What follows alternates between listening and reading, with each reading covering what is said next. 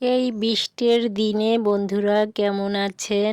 আমি কিন্তু মোটেই ভালো নেই, কারণ শুধু কাদা আর কাদা গ্রামের বাড়িতে।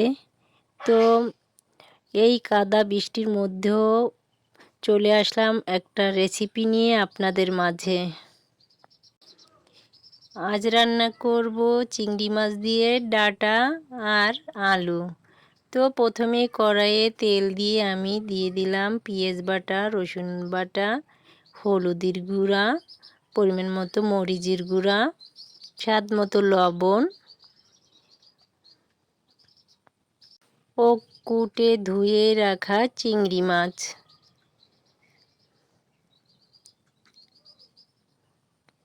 চিংড়ি মাছটা দিয়ে আমি নেড়েচেড়ে মশলার সাথে ভালো করে কষিয়ে নিব।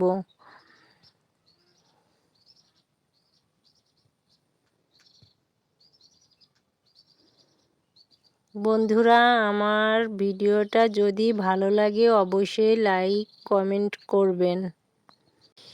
আর যারা আমার চ্যানেলটি এখনও সাবস্ক্রাইব করেন নাই তারা অবশ্যই সাবস্ক্রাইব করে আমার পাশে থাকবেন। আমি মাছটা কষিয়ে নিয়ে দিয়ে দিব সামান্য পানি। নেড়েচেড়ে এবারে আমি দিয়ে দিব কেটে ধুয়ে রাখা আলু ও ডাঁটা।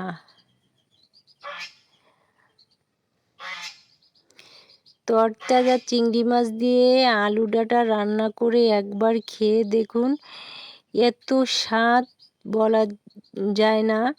তো খেলেই বোঝা যাবে এর কতটা স্বাদ হয়।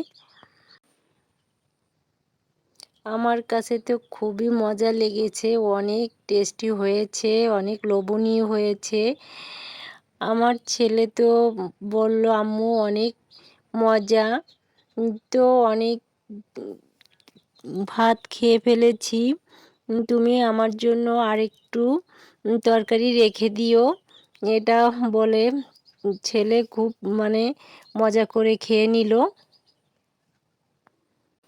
তো এবারে আমি আলু, ডাঁটা, চিংড়ি মাছটা ভালো করে কষিয়ে ঝোলের পানিটা দিয়ে দিব।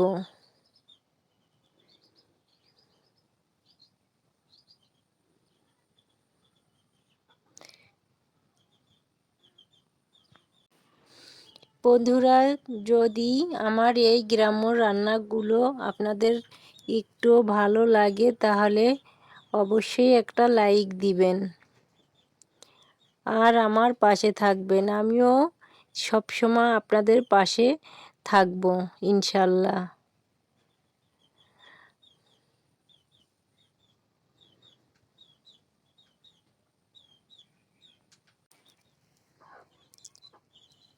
এভাবে একবার আপনারা ট্রাই করে দেখতে পারেন, অনেক মজাই হয়েছিল। তো নেড়ে চেড়ে আমি রান্নাটা করে নিব।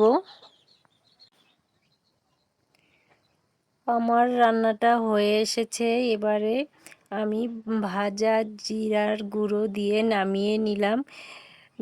তো স্কিপ পড়ে গেছে বন্ধুরা,